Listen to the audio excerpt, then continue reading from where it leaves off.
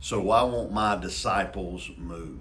Why won't the people that I'm working with, that I'm pouring into, move? So there's a story in Matthew 14 where the 12 disciples get in a boat after a feeding, a miraculous feeding. The disciples are put in a boat by Jesus, sent out to go to the other side, and Jesus goes up on a mountain to pray. The disciples are alone and a storm comes up.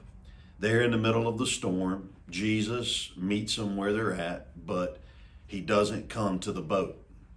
He has what seems to be a greater assignment in mind, which is Peter, who says, "If it is you, Lord, tell me to come to where you are." And of course, Jesus says, "Come." Peter steps out. So I propose to you, there was a greater assignment that was given to Peter at that moment, was given to all the disciples, which is, come be like me. The idea of being like Jesus is a little overwhelming for a lot of us. But here, the greater idea is, why aren't people around us moving? A lot of the times, the people around us aren't moving due to they have not seen the greater assignment. Usually the assignment is something that's no bigger than themselves, like the assignment is in themselves. The assignment seems to go no further than themselves, which usually creates something that they're doing for themselves. They're building their own thing, and they don't really know how to get outside of themselves. And yet Jesus' assignment was absolutely, unequivocally world impact. It was world influence and world impact, where Jesus was training his men to step out and do exactly what was on his heart, which is, come be like me. As Jesus, we know, died for the sins of the world. He went to the world. He sent his guys to all nations. There's the great assignment. And so we look at this idea, and we have a great responsibility as disciple makers, and that is to share the proper assignment.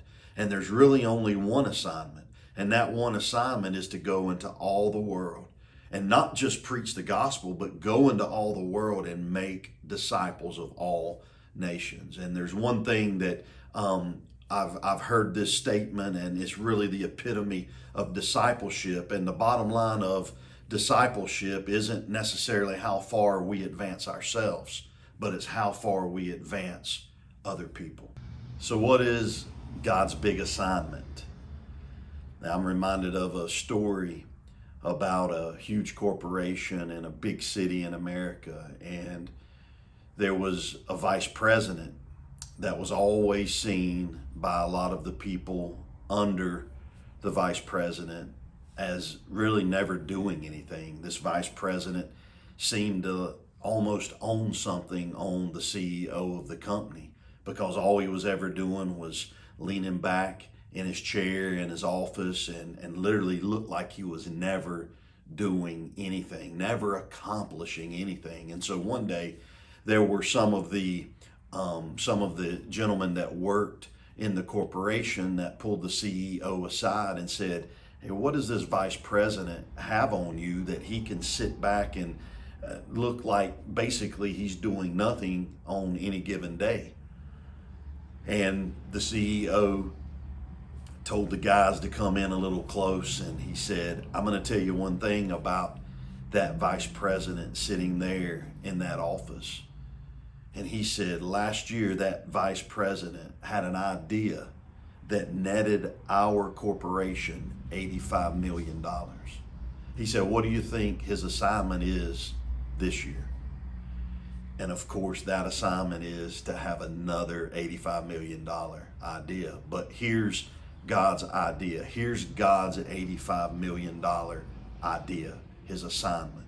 It's world visionary, world impacting, disciple making. That's what the $85 million idea is on God's mind, and it was on Jesus's mind. And he shared that $85 million idea with his disciples.